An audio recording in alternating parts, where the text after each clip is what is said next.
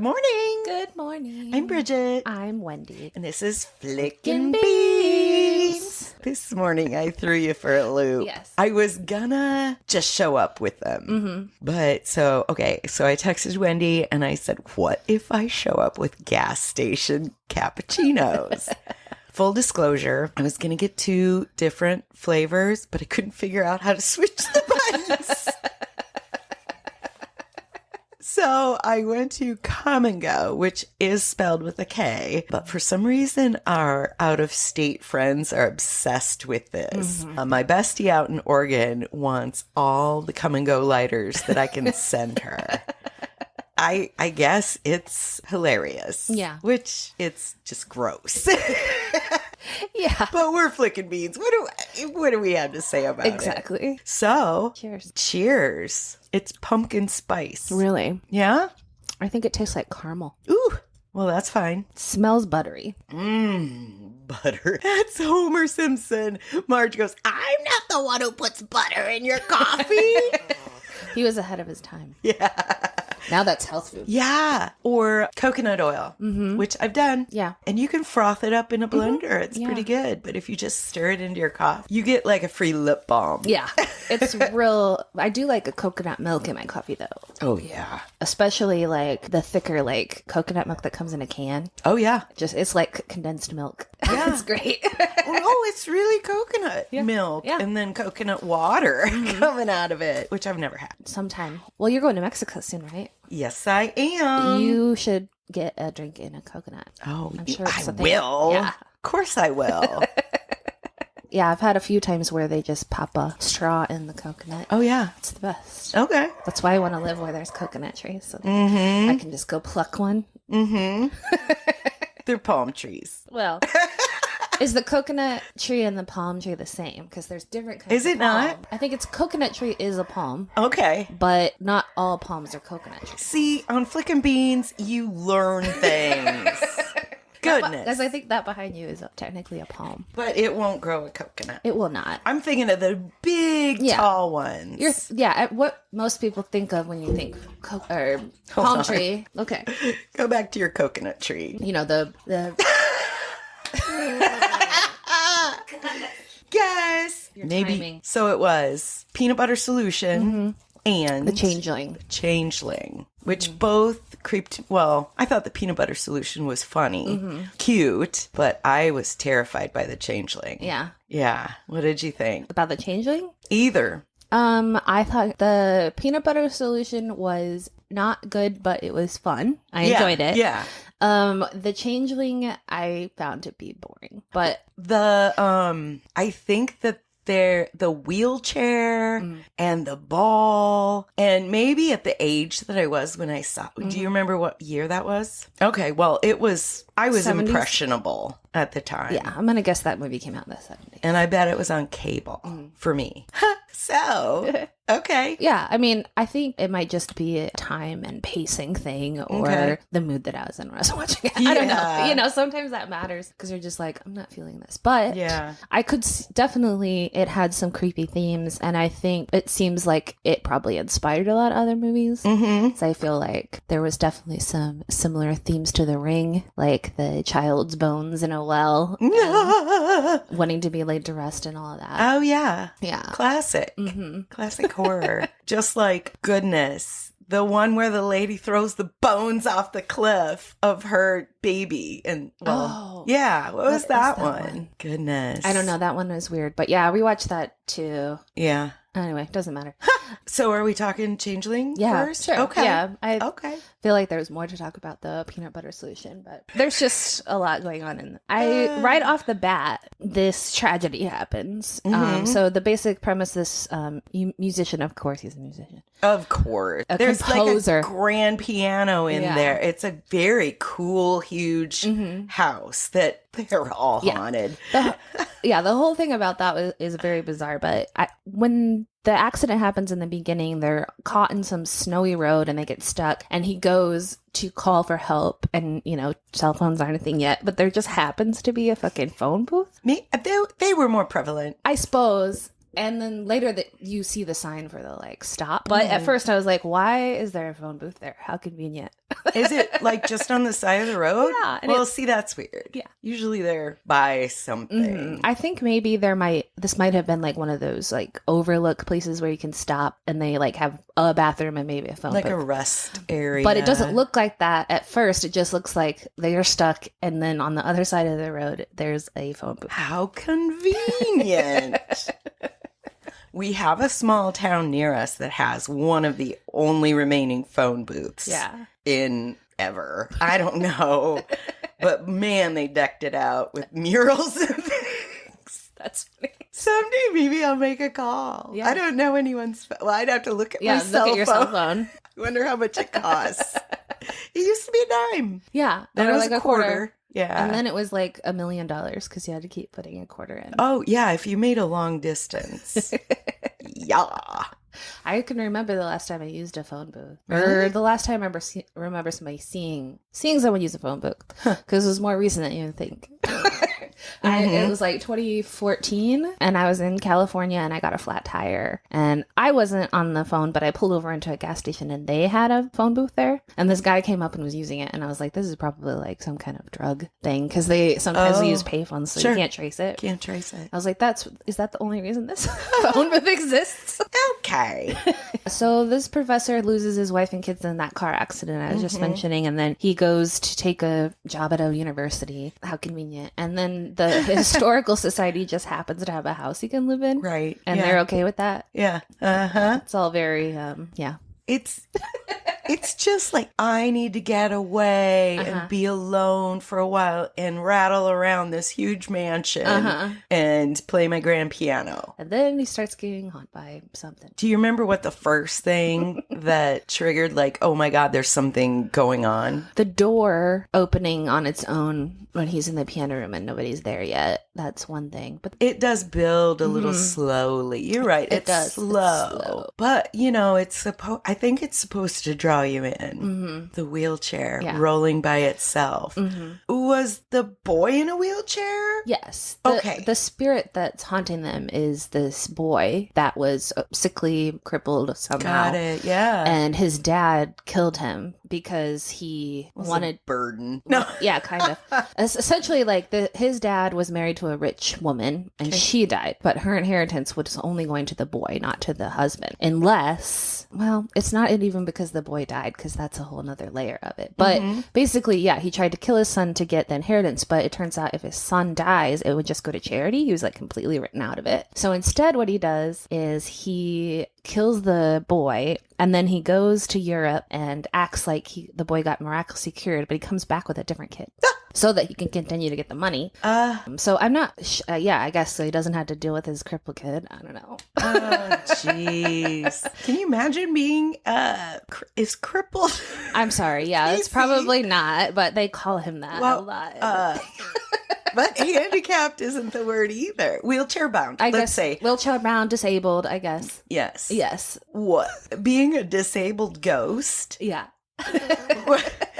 I mean, in my opinion, you'd probably be able to move freely if you're a ghost. Yeah. He can move his wheelchair. Yeah, but down the stairs and it doesn't hurt him. Yeah.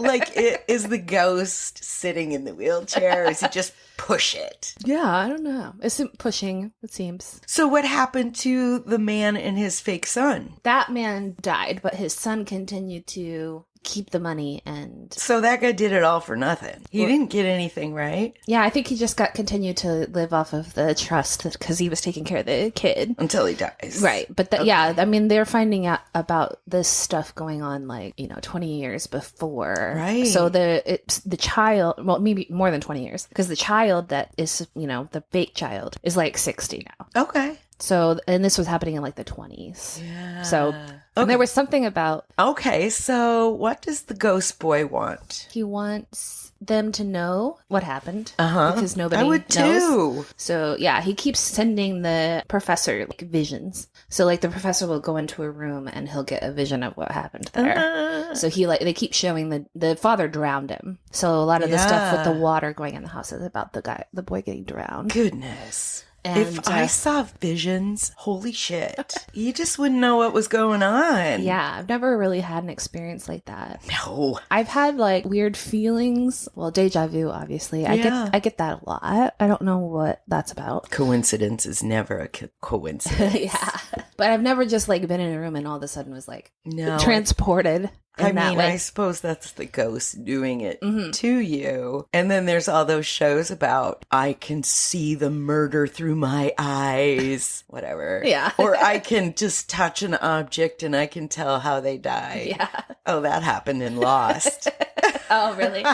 That's how Tyler Henry works. Do you know who that is? Yes. I think I wrote something down because something reminded me of that. Oh, yeah. The medium.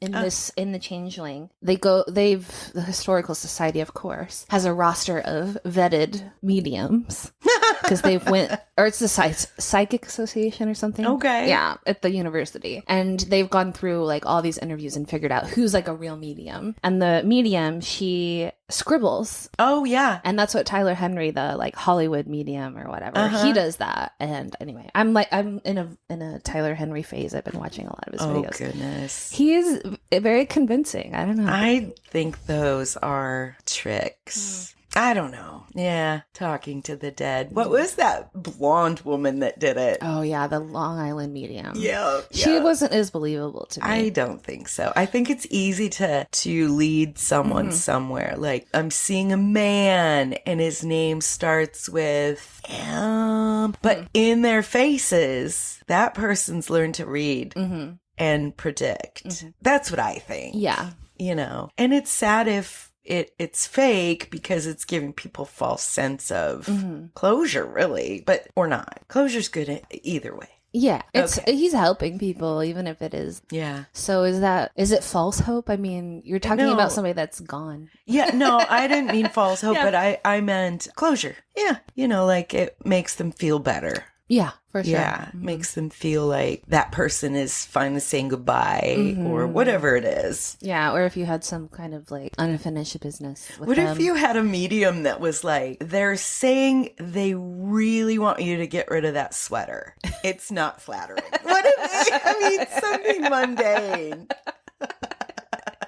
That would happen to me. Yeah, I feel like that, yeah. Or, yeah, your like great aunt is like, dump that guy. That never happens. What if they go, wow, you've really let yourself go? If it was my grandma, she would say something like, put on some makeup. Whenever I didn't have on makeup, she asked me if I was feeling okay. I guess I look sickly myself. Whatever. Go on. Yeah.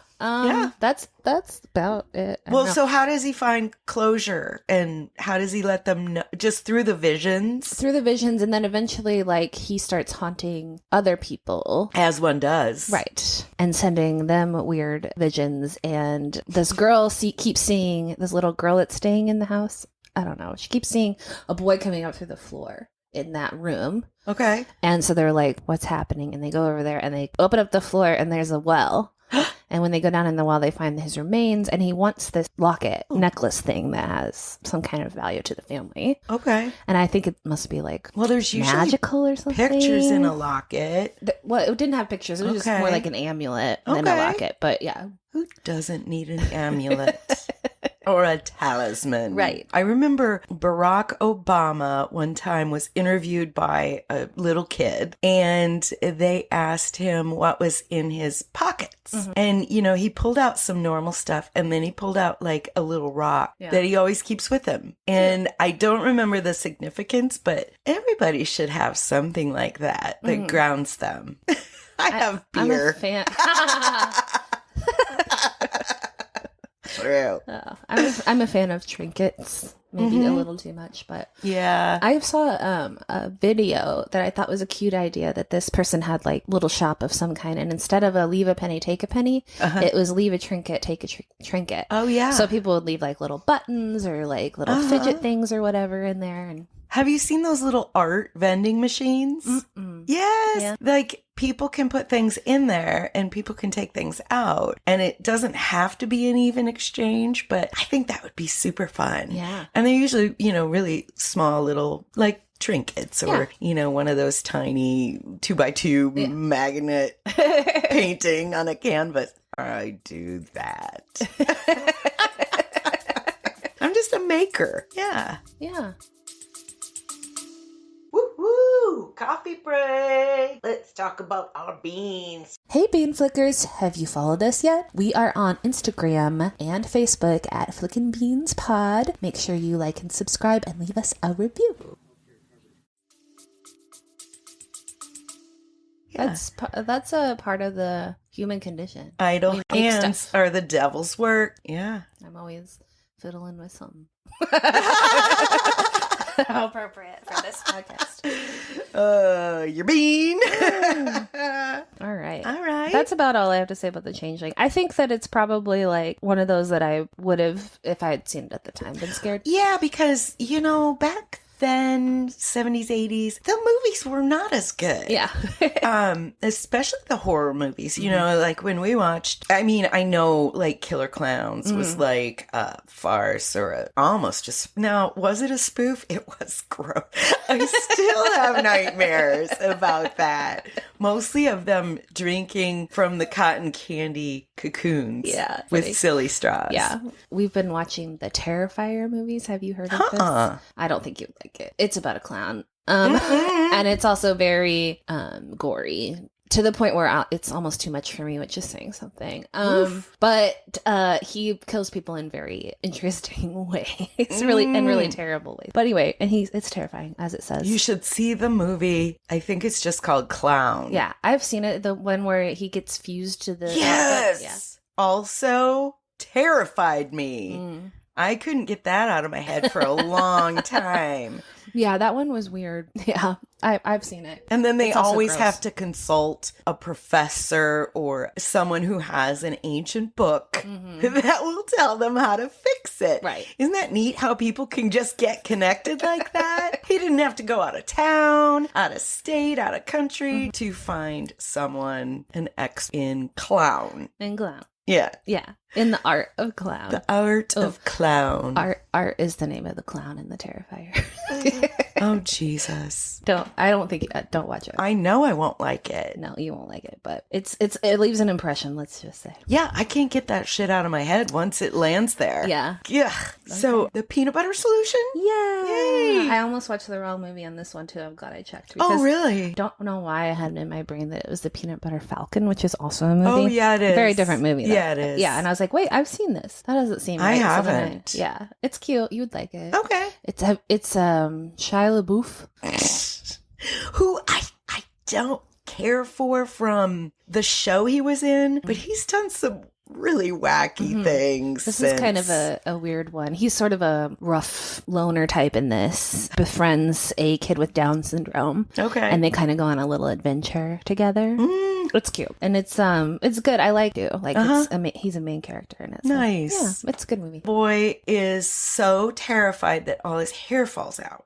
Okay. There's a haunted house in their neighborhood, as there always is, and it burns, it catches on fire, and so the kids go to investigate, and he climbs up to the second floor and sees something that terrifies him so much he passes out, falls and hits his head, so he goes into then when he wakes up, or he doesn't go into a coma, but he's out. Then the next day he wakes up and he don't have any hair. That scared it right out of him, and they're trying to figure out how to make it come back. Yeah, I've heard of people's hair turning white. Yes, that actually is a real thing. Yeah, I must have been scared at some point because mine is. I haven't been scared enough, I guess. Maybe. Well, when I saw a rattlesnake in West Virginia as I'm walking down the path, I got so scared that I broke out in hives for the next several days. What the hell? It can happen. I believe it. Any kind of physical response. Yeah, just think about how your immune system responds to allergens that aren't, they're not a real threat, but it's like, hives. Yeah. Whatever. Fear is like an irritant to your immune system. It's like, get out. I don't know if I've ever been that scared. Oh, man. I just am so scared of snakes in general, and it was large, and the rattle sound that you hear in movies is usually a desert rat. And this was whatever in the woods. When I heard it, I thought cicada. It was more buzzy than rattly. So I didn't immediately click, and I looked down and there it is. And I wasn't very far away from it. Yeah. I turned tail and ran. I leaped over a log. And the person that I was hiking with was like, how far away do you think you have to be? It's like, the next state. I can't live like this.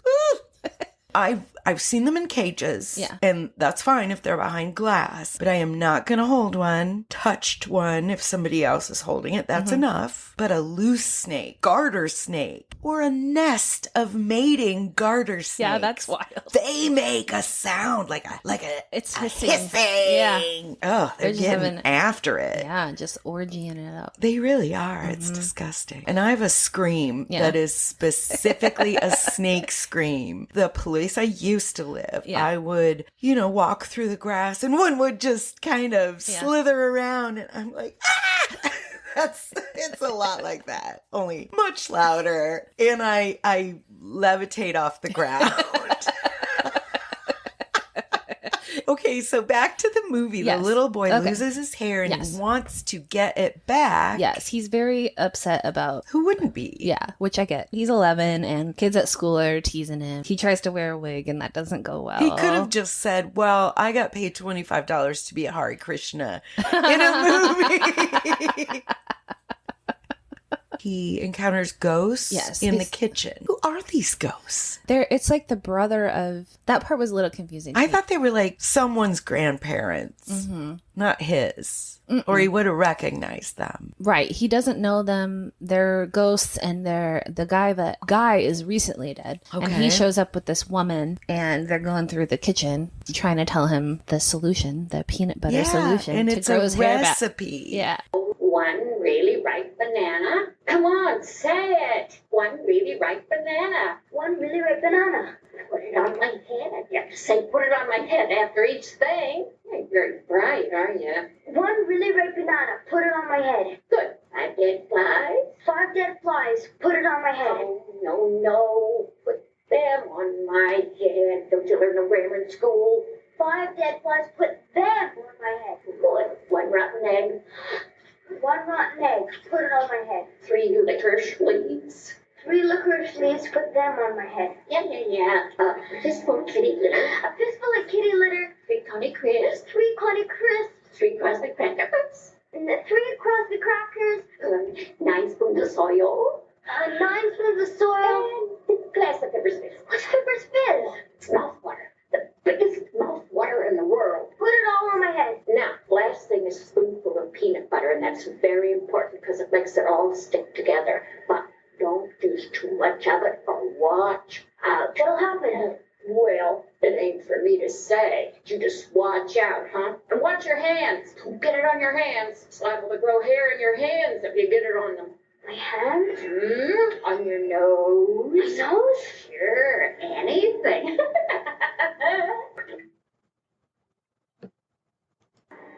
Here it is. Here's old Charlie's recipe. This here's my last treasure. You can learn it, but you can't have it. Come on, say it. 1 really ripe banana. Put it on my head. You have to say, put it on my head after each thing.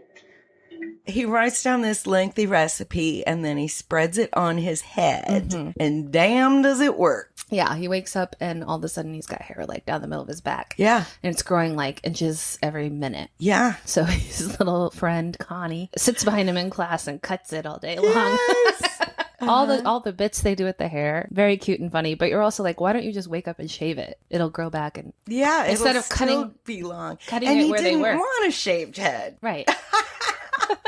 What Connie does Mm-hmm. with the peanut butter solution is a little more puby. Yeah. A little, a lot. Oh my God, it's coming out his Yes. pant legs. His pant legs. Ah!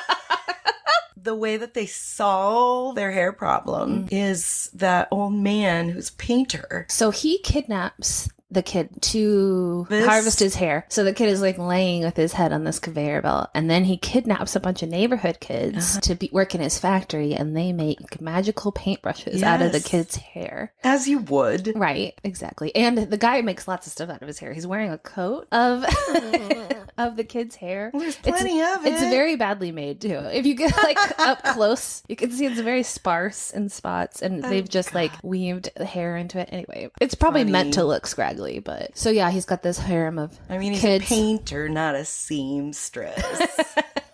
True. What's a man? A tailor. Oh God, I should have known that. A Taylor Swift if he's fast. A Taylor Swift. His brother is in the art dealing business because the dad in this, as all people in these movies, is a painter. The kid who loses his hair, his father, is a painter, and he's dealing with the guy from the gallery who then kidnaps these kids. Or the guy from the gallery is the brother to the ghost. I don't know. Anyway. I hate trying to put all these things together. I don't know that that's important, really. Where What's does important who come from who and la la la la la. is they're making magic paintbrushes through child labor. The paintbrushes, for whatever reason, paint themselves. Like, you don't really have to have any talent. You just go, right. I want you to paint me this, and it paints it. Which there's a cool scene that it looks like they did it with video screen where he's painting. And I'm guessing what they did is make the video ahead of time, and the guy just learned to paint with it on the screen because it was before interesting. Like, it wasn't green screened. It didn't seem like. Yeah, because I don't doubt they had that kind of stuff back then in the same way that we do now. Exactly. Or to use it as intricately as they do now, I guess, Yeah, but I thought that I could tell what they were doing, but I thought it was very clever. And then the paintings are like real. So if you paint something, you can walk into it. And at first, he's painting places that don't exist. A magical waterfall, whatever. They're not real places in life. But the kids tricked the artist into painting the haunted house. They figured out that what they call the fright, which is what made his hair fall out or whatever, you can transfer it to someone else and then you're no longer haunted by it. So they transfer it to the guy by tricking him into painting the haunted house and daring him to go and look inside. Good job, kids. Aren't you clever?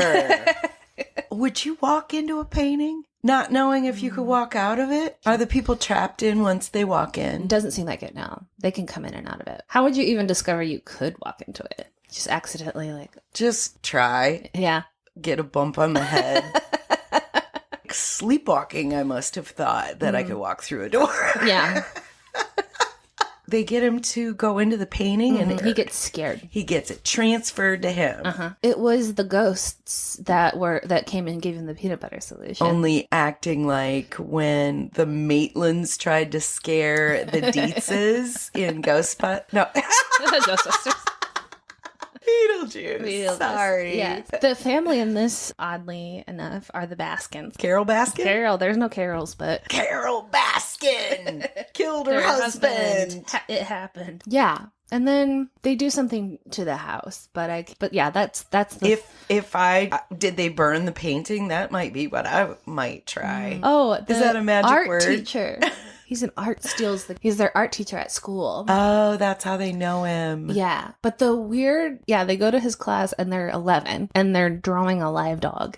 And he's getting angry at them for not being able to do it. Oh, geez. You're like, they're 11. Yeah, people couldn't do that in college. Yeah. Well, we had live human models, not live dogs.